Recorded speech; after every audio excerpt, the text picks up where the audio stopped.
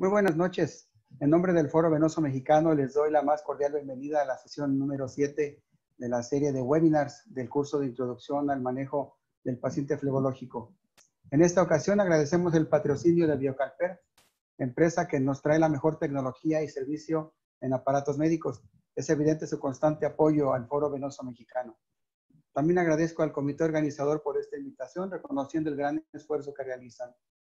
Doy gracias a todos ustedes por su presencia y su tiempo. Estamos muy contentos, pues se reconoce la participación en las sesiones de prácticamente toda la República Mexicana y también de otros países como España, Perú, Argentina, Chile, El Salvador y Colombia. Reciban todos un cordial saludo. Y entrando en materia, hoy revisaremos el tema ¿qué nos puede informar el ecodoppler en los problemas venosos? El objetivo de esta plática es conocer la información que nos puede dar un estudio ecográfico en diferentes enfermedades venosas, porque la importancia de hacerse un estudio dirigido, qué solicitar y qué esperar. Para impartir el tema, tengo el honor de presentar a la doctora Norelena Sánchez Nicolat, autora de múltiples artículos publicados, una gran cirujana vascular, muy entusiasta, experta en muchas materias, y el ecodoppler es una de sus áreas de mayor conocimiento, reconocida como una autoridad en ecodoppler vascular en México y en el extranjero. Bienvenida, doctora Noda. Le cedo la palabra. Buenas noches. Agradezco al Foro Venoso Mexicano la oportunidad de estar aquí con ustedes y vamos a empezar con este tema. Yo soy la doctora Nora Sánchez Nicolat, especialista en angiología y cirugía vascular. Trabajo en el Hospital Adolfo López Mateos y en el Hospital San Angelín Universidad.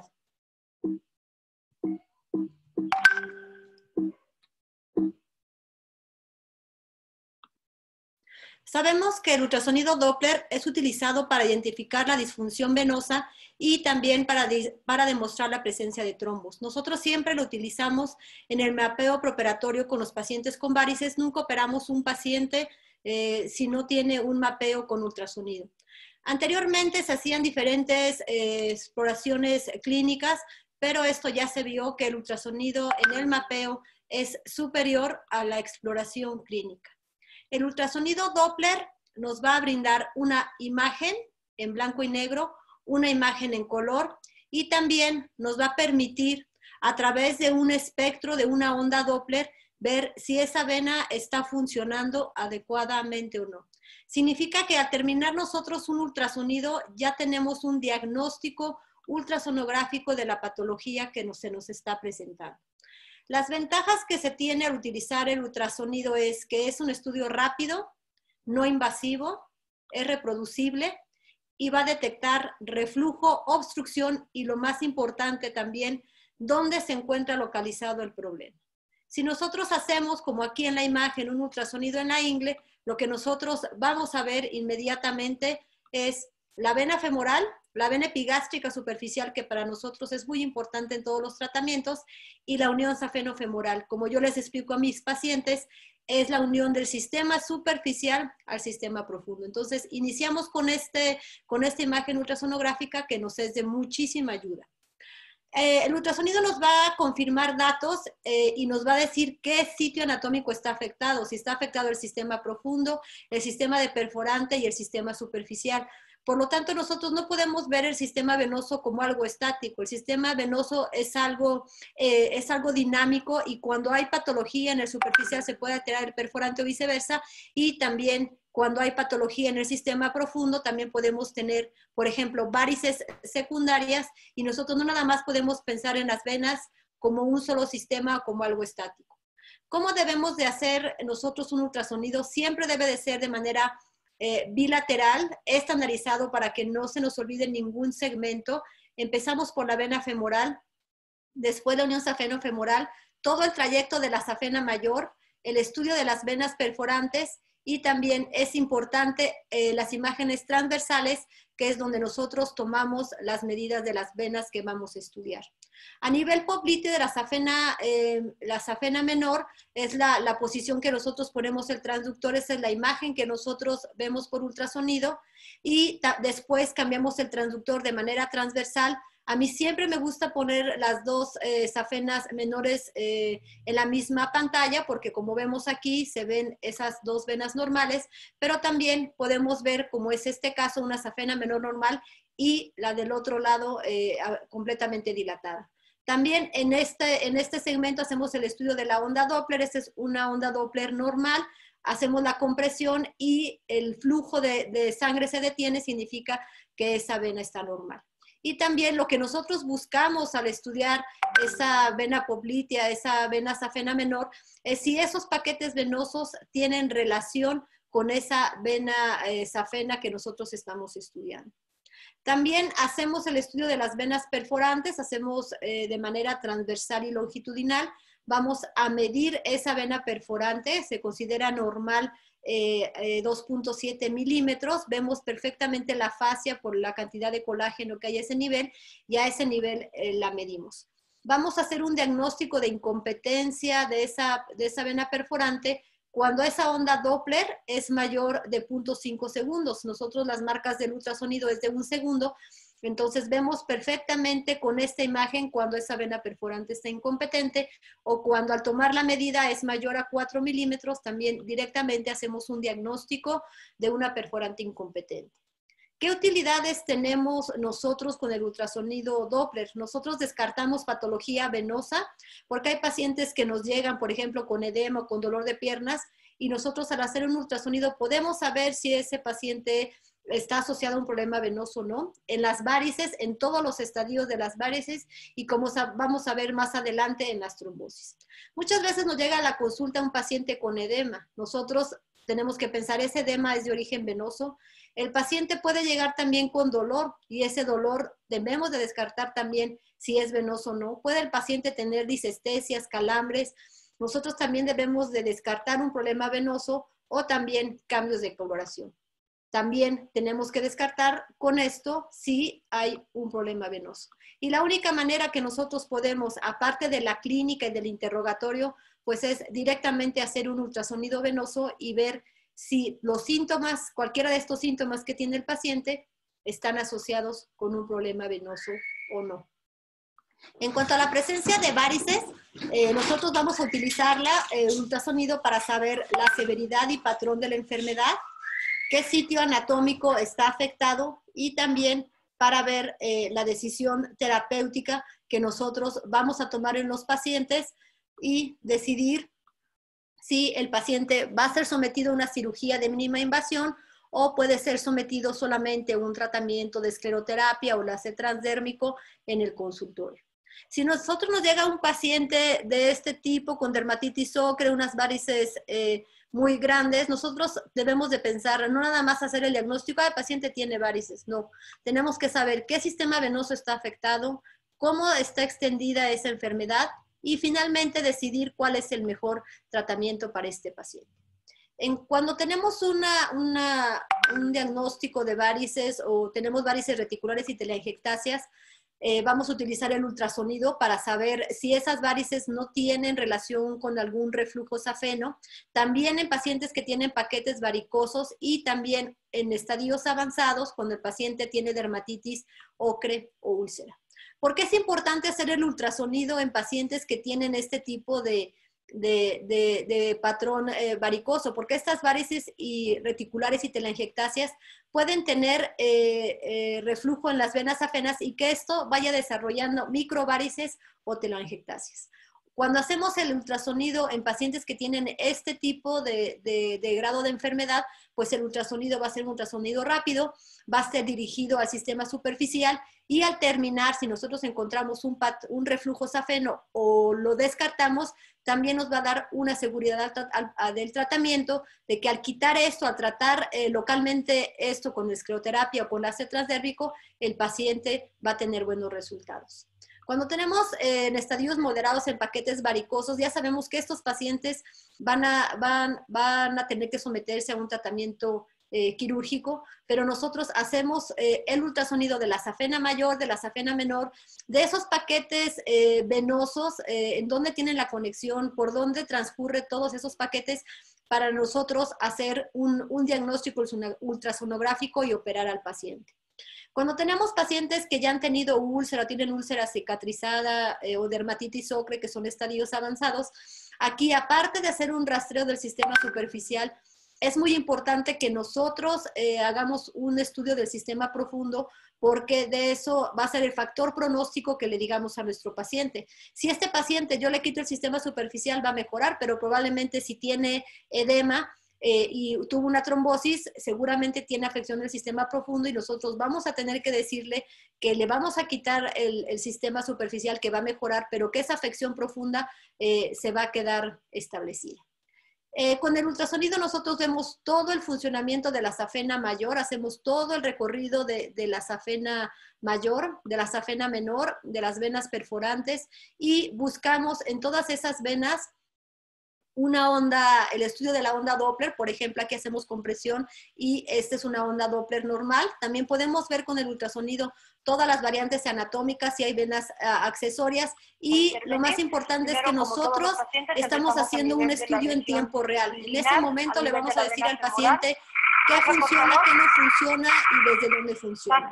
Y también nos va a permitir tomar las medidas para decidir si el paciente se va a beneficiar con qué tipo de tratamiento endovascular.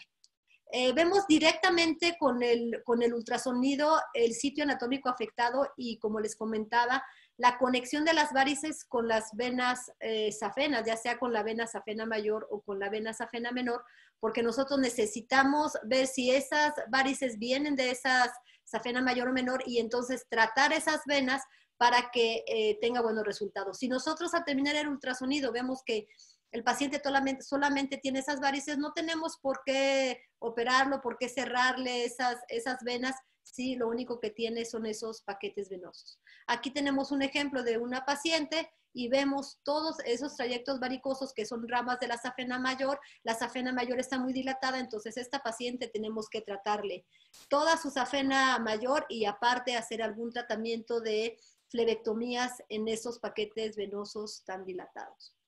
Al terminar nosotros el ultrasonido también vamos a poder elegir el tratamiento quirúrgico y como les comentaba en la plática pasada, realmente casi todos los tratamientos son dirigidos y hacemos cirugía de mínima invasión con láser, que lo hacemos a través de una punción y con energía térmica se cierra esa vena. Podemos hacer también con radiofrecuencia, que también es con energía térmica, o con lo más nuevo que son tratamientos no térmicos, no tumescentes, en los cuales se utiliza un catéter como es el Clarivane y se va inyectando un esclerosante líquido para cerrar esa vena. Y también con el ultrasonido nosotros vamos a ver si hay necesidad, no nada más de hacer el cierre de los troncos safenos con las tecnologías que le comentaba, sino también podemos tener la necesidad de hacer mini flebectomías con un ganchito sin heridas para quitar esos paquetes varicosos que tienen las pacientes ya grandes o finalmente decidir hacer esas varices por medio de escleroterapia. Durante el tratamiento quirúrgico nosotros también utilizamos el ultrasonido desde la punción, siempre nosotros estamos viendo cómo entra la aguja en nuestra vena. También cuando nosotros introducimos el catéter o la fibra de láser, también siempre lo vamos haciendo todo ecoguiado. También vamos viendo la efectividad de nuestro tratamiento, cómo se va cerrando esa vena. Y al final también un seguimiento de lo que nosotros hicimos, porque ya sabemos que en este tipo de tratamientos es muy importante el seguimiento porque se pueden presentar abertura de la vena o complicaciones como pueden ser las trombosis, que nosotros también podemos diagnosticar oportunamente al hacer un ultrasonido al paciente. En cuanto al ultrasonido en las trombosis venosas, pues vamos a ver primero la trombosis superficial, la trombosis profunda aguda crónica y el síndrome postrombótico. Los datos ultrasonográficos en trombosis, el más importante es la ausencia de compresión. Nosotros comprimimos con el transductor esa vena y hay ausencia de compresión. Podemos encontrar de inicio una ecogenicidad baja, significa que primero el coágulo es pura sangre y se va a ver completamente negro, no hay llenado con color y también como está ocupada esa vena por el trombo, vamos a encontrar una distensión venosa. Vamos también a encontrar anormalidad o ausencia de la señal Doppler en esa vena trombosada. La trombosis superficial es un proceso inflamatorio que está asociado a la formación de un coágulo en las venas superficiales de la pierna. Por lo regular son pacientes que tienen varices de larga evolución y de repente llegan diciéndonos que tienen muchos años con las varices y de repente presentan esta sintomatología. Nosotros no nada más podemos quedarnos con que es una tromboflebitis superficial. Siempre tenemos que buscar y hacer un diagnóstico de hasta dónde se extiende ese coágulo del sistema superficial, como vamos a ver. En cuanto un poquito con la clínica, son pacientes que tienen varices muy grandes y presentan enrojecimiento y dolor, ya sea en los paquetes venosos dilatados o en algunos de los trayectos safenos, ya sea mayor o menor. Y lo que nosotros hacemos es hacer un ultrasonido convencional haciendo énfasis en esas zonas inflamadas. Cuando tenemos una trombosis superficial es muy importante conocer la extensión de ese trombo, porque si ese trombo llega a menos de 3 centímetros de la unión safeno-femoral, nosotros ya tenemos que tomar otro tipo de conducta terapéutica tratándolo inmediatamente como si fuera una trombosis venosa profunda. Entonces, todos estos datos nos los va a dar cuando realizamos el ultrasonido. También aquí tenemos unos ejemplos, como vemos una trombosis superficial, todos los defectos intraluminales que se ven en la vena, y cuando nosotros aplicamos color, pues hay un llenado irregular de esa vena que se encuentra con esa trombosis.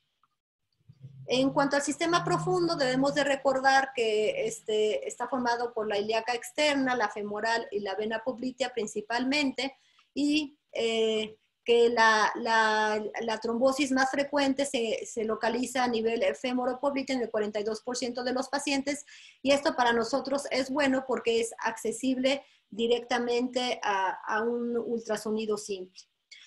Si nosotros nos llega una paciente con estos datos clínicos, pues realmente ahí nosotros no podemos decirle probablemente tengo una trombosis venosa profunda, porque sabemos que el dolor y el edema en miembros inferiores no son específicos nada más de una trombosis venosa.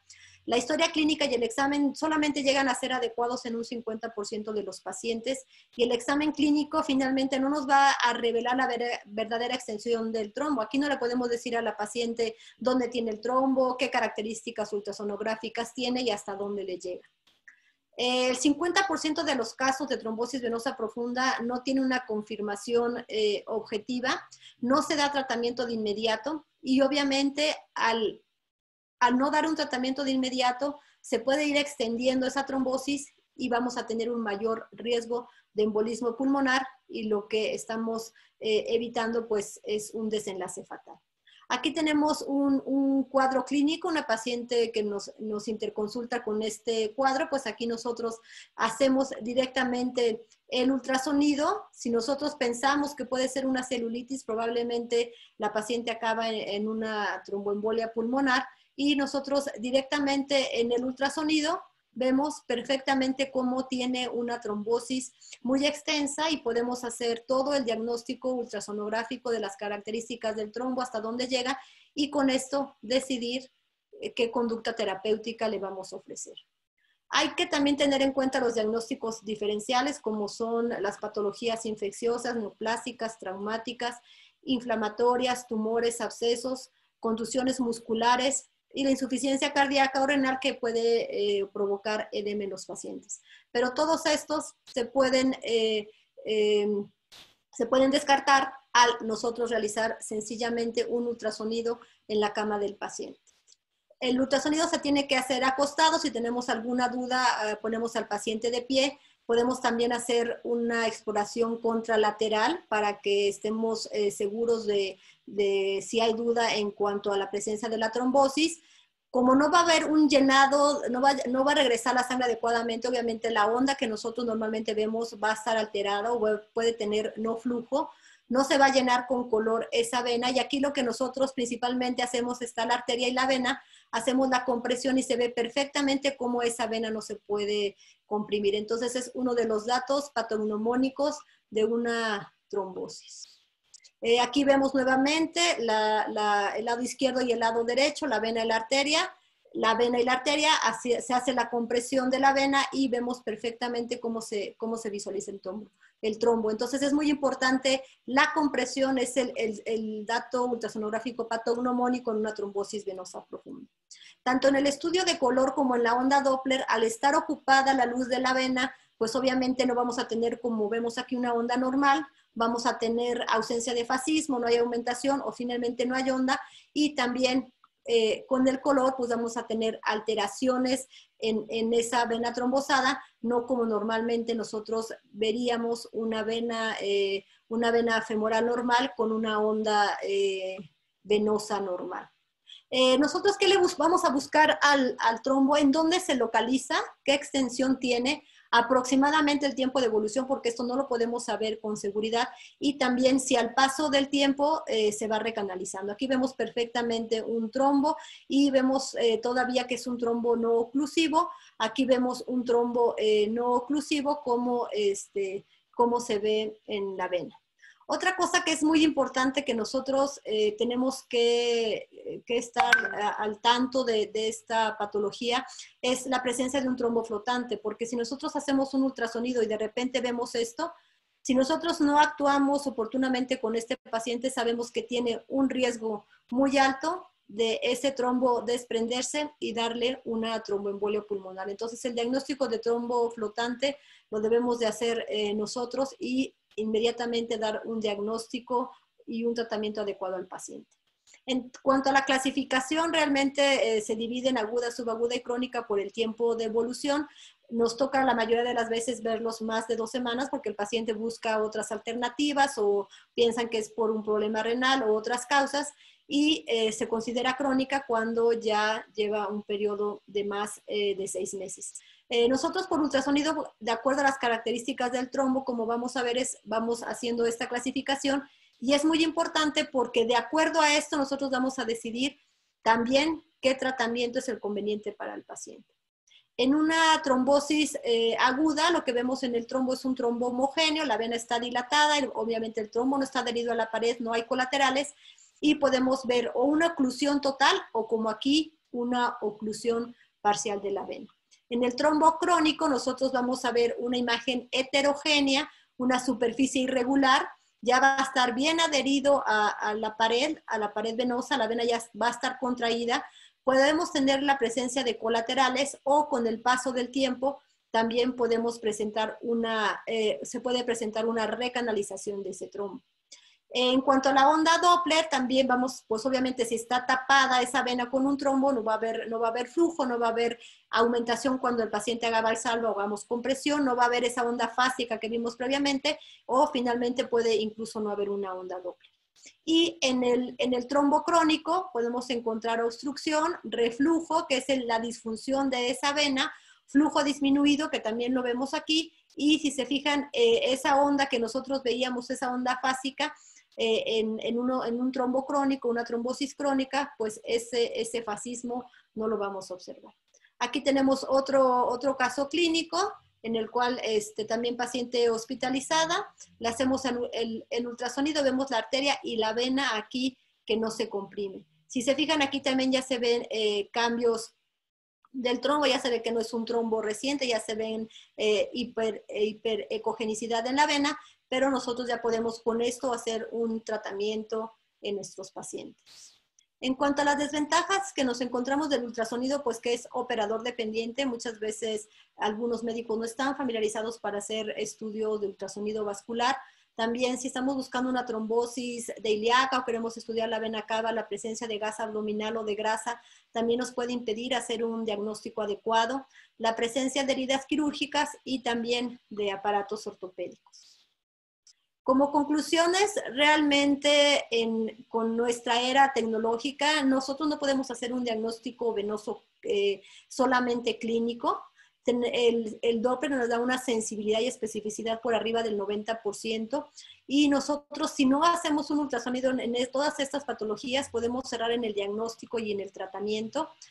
No hay realmente una contraindicación para no hacerlo. Realmente tenemos equipos portátiles, se puede llevar a la cama del paciente, entonces realmente no existe una contraindicación. Tenemos que tener un dominio del ultrasonido para que nosotros podamos hacer una localización de la patología, ver qué tan extensa está esa patología, hacer un diagnóstico ultrasonográfico adecuado y finalmente con ese diagnóstico ultrasonográfico un tratamiento dirigido a nuestros pacientes.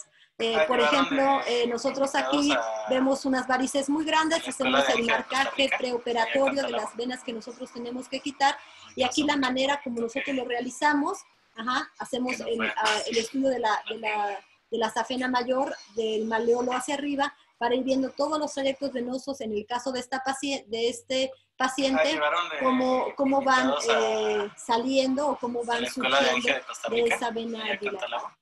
Llevaron de...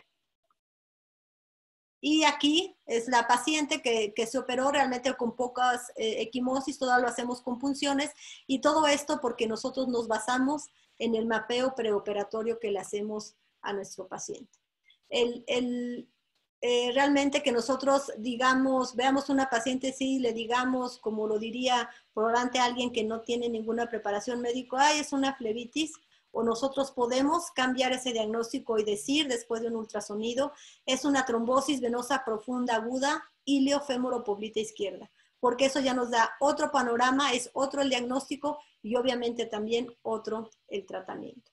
Durante todos los tratamientos que nosotros hacemos actualmente, todo lo hacemos apoyados con el ultrasonido. Aquí vemos la fibra de láser, cómo vemos cómo va navegando adentro de la vena y hacemos aquí el tratamiento de láser también, todo lo hacemos de manera ecoguiada y realmente todos los tratamientos nosotros lo hacemos guiados con el ultrasonido, tanto la punción como el avance de los dispositivos y la ablación o el cierre de esa vena. Y todo el tiempo estamos nosotros de la mano con nuestro ultrasonido. Y como les comentaba, realmente toda la tecnología que ahora se tiene para los ultrasonidos, incluso con el teléfono celular, con el iPad, nosotros podemos utilizarlos para hacer un acceso o solamente para comprobar si esa vena está trombosada o no. Y también todos los nuevos equipos que realmente dan imágenes muy, muy buenas, en las cuales a nosotros nos sirven para hacer un diagnóstico adecuado en nuestros pacientes. Muchas gracias. Muchas gracias, doctora Nora. Muy interesante su plática. Por aquí ya empiezan a fluir algunas preguntas. Nos preguntan, ¿qué opinión tiene, ahorita que hablaba usted sobre los ultrasonidos wireless o Wi-Fi o inalámbricos, qué opinión tiene de este tipo de ultrasonidos de bolsillo color Doppler? ¿Qué tan útiles son? ¿Pueden ser suficientes para un diagnóstico vascular aparte de solamente la punción? Bueno, realmente hay diferentes equipos wireless como esos, y hay algunos que sí tienen onda Doppler, pero la mayoría solamente tienen blanco, solamente la imagen en modo B. Entonces, pero esa imagen en modo B, si yo no soy especialista, a lo mejor estoy en urgencias o en terapia intensiva o no tengo un cirujano vascular, con ese pequeño ultrasonido yo puedo hacer mi maniobra de compresión y ver si tiene trombosis o no. Probablemente no voy a decir si tiene reflujo o no tiene reflujo, porque a lo mejor eso no me va a interesar. Pero para un diagnóstico de trombosis es completamente útil.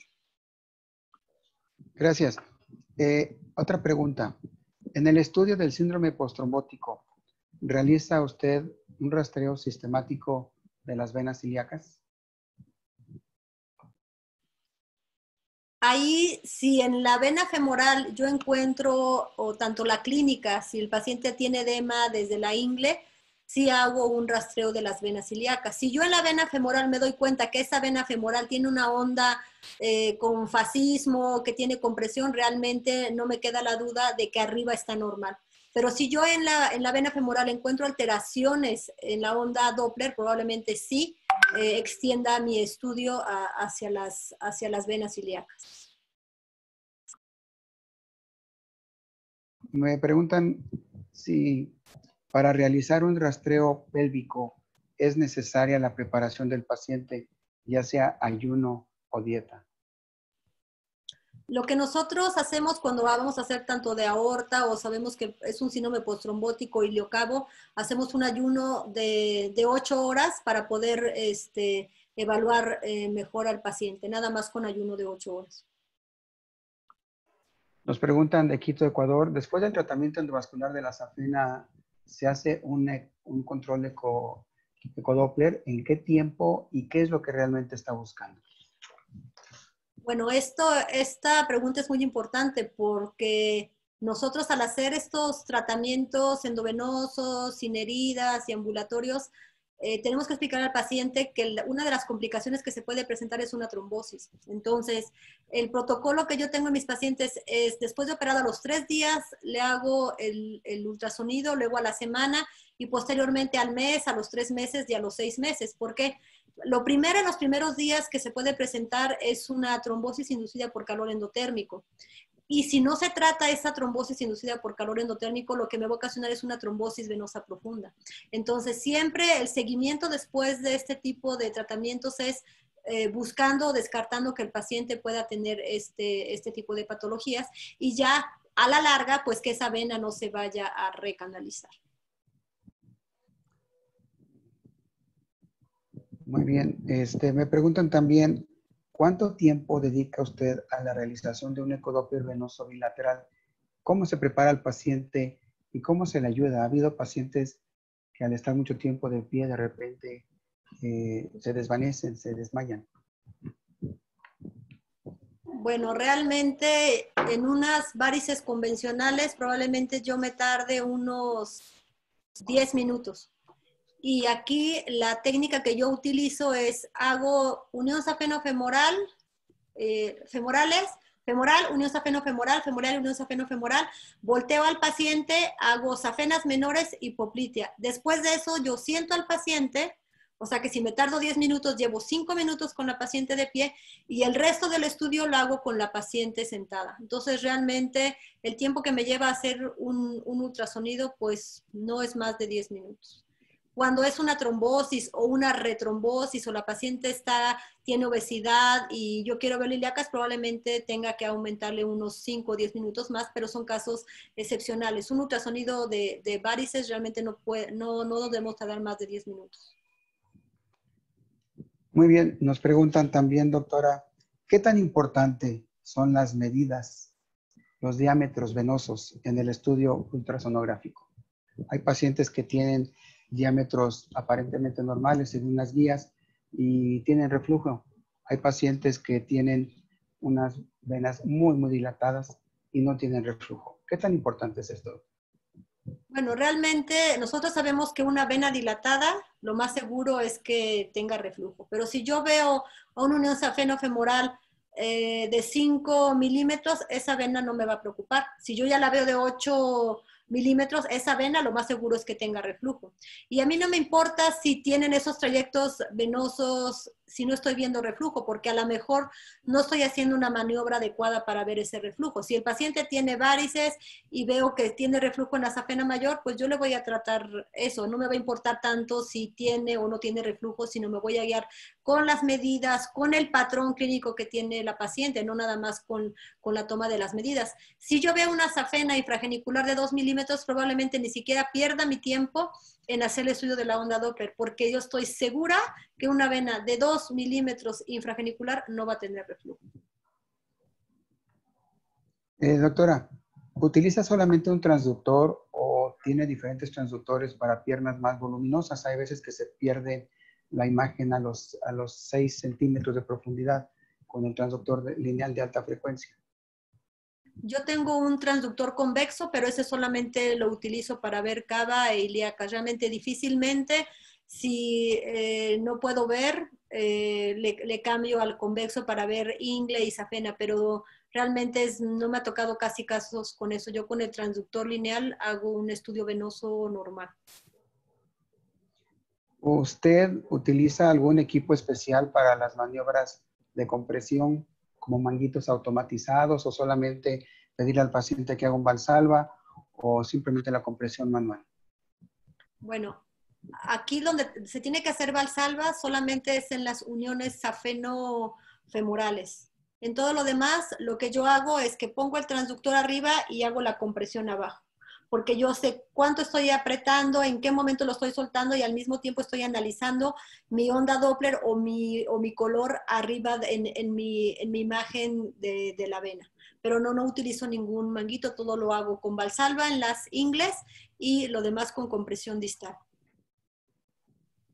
Muy bien, doctora. Nos pregunta Santiago Ruiz de Ecuador si piensa que se puede hacer láser endovenoso sin ultrasonido. Híjole, sería realmente quitarle el plus al láser. ¿Por qué? Porque yo no sé a dónde tenga yo mi vena epigástrica, de dónde la tenga usted y a dónde la tenga el doctor.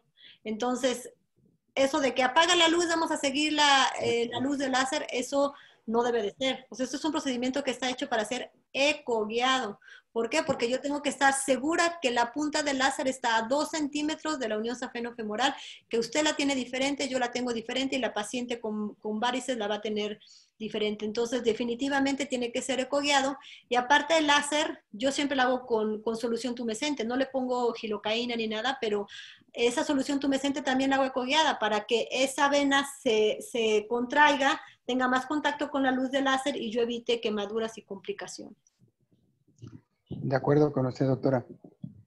Nos preguntan complicaciones que se puedan presentar después de una safenectomía sin realizar un control postoperatorio. Yo asumo que el control es pensado en un control ecoguiado. Bueno, pero safenectomía convencional o de las técnicas. Nos comentan solamente como safenectomía. Yo pienso que es como safenectomía quirúrgica. Bueno, lo que se puede presentar, aunque no es muy común, pues es trombosis de la vena femoral o si se hizo una cirugía convencional, pues la presencia de hematomas. Y lo más común, que ahora son todas las técnicas endovenosas, lo que se puede presentar es el HIT, que es la trombosis inducida por calor endotérmico, que si no lo diagnosticamos de un inicio puede volverse una trombosis venosa profunda. Nos preguntan el uso del ecosonograma en el linfedema. Pues yo solamente lo uso para descartar que no esté combinado con un problema venoso, pero yo para un linfedema no le hago ultrasonido para hacer un diagnóstico ultrasonográfico del linfedema. ¿Hay algún paciente, doctora, en el que usted no realice un ecodoppler de los miembros pélvicos como una primera herramienta diagnóstica, como por ejemplo sospechando de un síndrome de congestión pélvica, un síndrome de May-Turner? ¿Que no le haga? Que no contemple usted como primer estudio al ecodoppler, sino que contemple a lo mejor una fleboresonancia, algún otro tipo de estudio. No, y más si tiene un síndrome de congestión pélvica, yo lo primero que le voy a buscar son venas prepubianas, voy a medirle la gonadal, voy a verle las ilíacas, voy a verle la hipogástrica, voy a ver si hay compresión de la vena por la arteria, voy a ver la vena cava, voy a ver las ondas de Doppler en las dos ilíacas. Realmente en el síndrome de congestión pélvica, en el May-Turner, realmente muchas veces podemos mandarle a hacer una tomografía, una resonancia y que tenga varices, pero eso no es un estudio dinámico como el ultrasonido y puede ser que sea solamente un hallazgo. Entonces, definitivamente el síndrome de congestión pélvica primero tiene que pasar por un ultrasonido. De acuerdo, doctora. Preguntan, ¿cómo debemos pedir o cómo debemos solicitar un ecodoppler para un paciente que sospechamos de una trombosis venosa profunda o con una insuficiencia venosa? ¿Qué debemos de incluir en la solicitud hacia el radiólogo o el angiólogo que realice estudios vasculares? Pues ahí primero la extensión, la localización, la extensión y las características del trombo, porque ya con esos 3 datos usted va a decidir si en ese momento lo anticoagula, si llama al angiólogo porque es una cuestión aguda, si es un trombo flotante. Con esos 3 datos es más que suficiente. Y a diferencia de los ultrasonidos para reflujo, para varices, que lo hacemos de pie, se puede hacer, no hay que especificar que se tiene que hacer de pie, se puede hacer perfectamente con el paciente acostado. Muy bien, doctora, gracias. Nos preguntan también, ¿qué manejo sugiere ante el hallazgo de un aneurisma venoso? Pues depende dónde lo tenga, pero por ejemplo, si está muy dilatado, si es un aneurisma venoso que va a lo largo de la vena safena, yo ahí le puedo a lo mejor ablacionar el segmento proximal y después hacerle una flebectomía. O si está en un plano profundo, yo puedo hacerle una buena tumescencia, que esa vena se me haga más pequeña y hacerle ablación con láser. ¿Qué puede pasar en ese aneurisma venoso? Que después quede una bolita, que quede indurado, pero posteriormente eso se va a desaparecer y no va a dejar ningún problema. Por eso le digo, si es en la safena, eso es lo que yo hago, depende de la localización. Otra pregunta, doctora. Cuando usted realiza tratamiento láser de safena en pacientes con un índice de masa corporal muy elevado, o sea, muy obesos, ¿tiene usted algún límite para decidir que un paciente no va a ser operado, va a ser operado por láser, o va a ser operado por radiofrecuencia o quirúrgico? ¿Cuáles son sus criterios, doctora?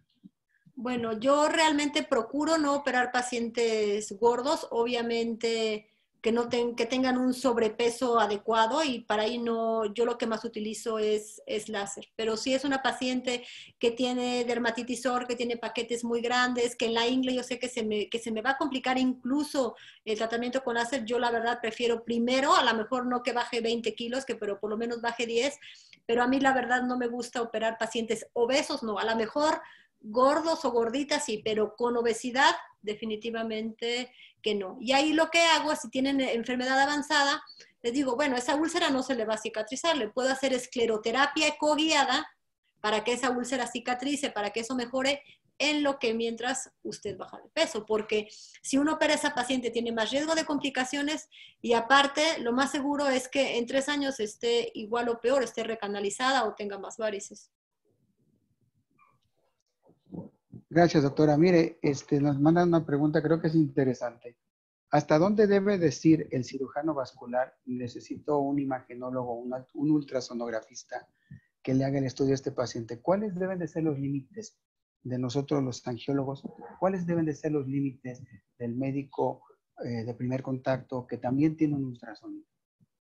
Pues es que depende de la preparación, porque por ejemplo hay escuelas de cirujanos vasculares que no hacen ultrasonido. Entonces, esos cirujanos vasculares van a depender de un ultrasonografista. Y yo he tenido la experiencia de que ultrasonografistas hayan ido conmigo, yo he aprendido de los ultrasonografistas. Entonces yo creo que no es algo que tenga que estar pelado. Si yo tengo una duda, decir, oye, mejor amigo, ven, dime o esto, o tener una persona de confianza que uno le mande los ultrasonidos y ir uno para ver cómo lo hace.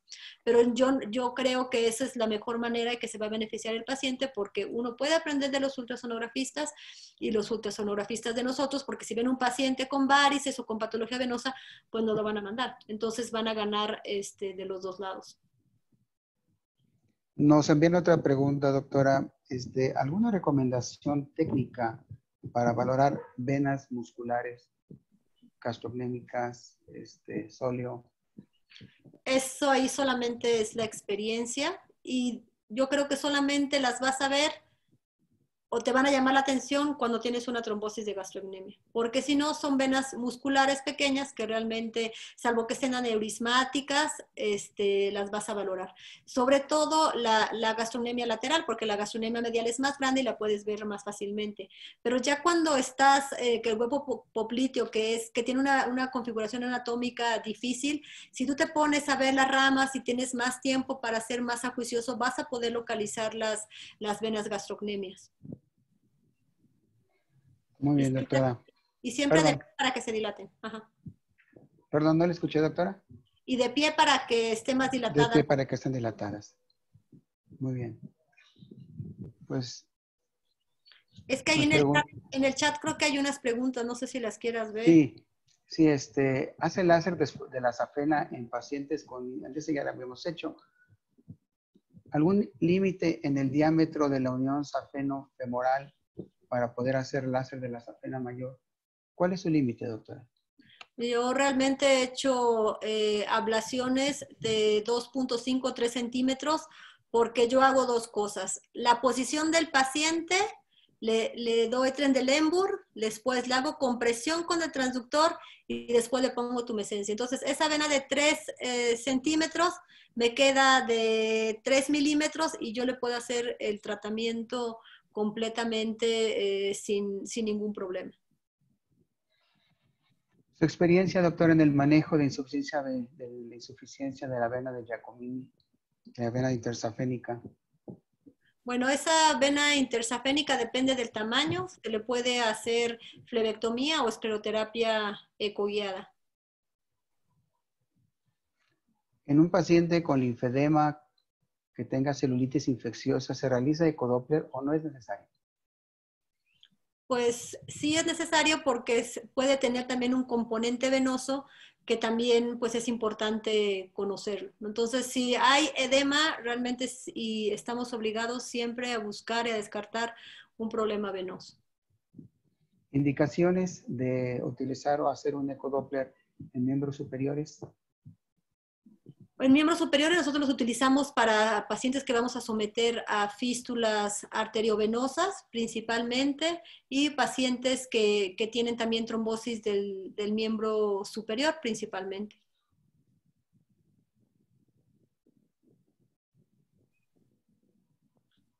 Ahí estás en el chat, ¿verdad?